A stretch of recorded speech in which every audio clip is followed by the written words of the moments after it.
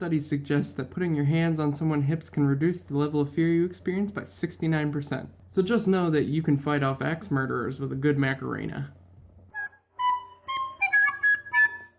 Now, if you don't know me very well, you're probably wondering, Ryan wears glasses?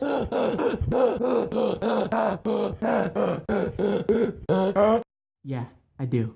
So anyways, it should be known that I'm a big cream ball when it comes to anything scary. I can't play horror games, I can't watch scary movies, I can barely confront a bug without my heart rate speeding up. But that didn't stop me from going along with some of my friends to a haunted house a couple years ago. It should be noted that none of us were particularly courageous or capable of stopping a monster with more than our soft fleshy bodies. But that didn't stop us from going.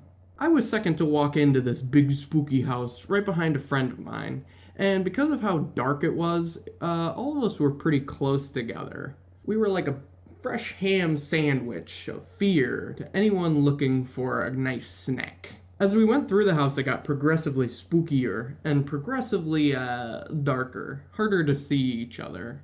So spooky.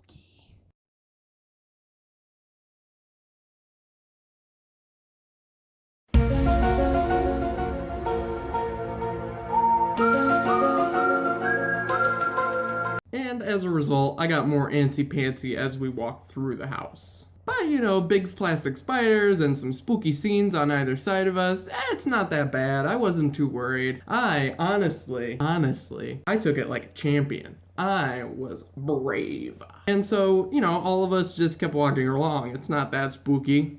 But it got dark, so I started to grab onto my friend's cardigan, to keep track of where she was. And that wound up being a pretty safe and comfortable system for all of us. We're walking through the house. We all know where we were at. We'd get through real quick, you'd think. But that's when live actors started to make their appearance, and things went downhill from there. That's when I went nanners and decided it was time to haul us out of there. But not really in a petrified and frantic way. More like I grabbed my friend's hips tight and actually started singing a little tune in a quivering voice as we marched along. Ba ba ba ba ba ba. We moved along so quick through the rest of the house that we burst through the curtain at the very end, and it was so brightly lit that it was almost like we had just been flashed by the sun. But having left the house, the smell of pee and fear was replaced by the smell of victory, pride. And naturally, I knew I couldn't have done it on my own, so I turned to congratulate my friend for a job well done. Except it wasn't my friend. Turns out I had lost my actual friend and found another girl wearing a similar cardigan, latching onto the stranger's hips and belting out a shrill tune in her ear for half the haunted house. Naturally, being the ladies' man that I was and still am, I handled the situation like a true professional. By frowning, stuttering it out, and oops, and walking away really, really quickly. But that didn't matter. I had conquered my fears and shown that haunted house who was boss.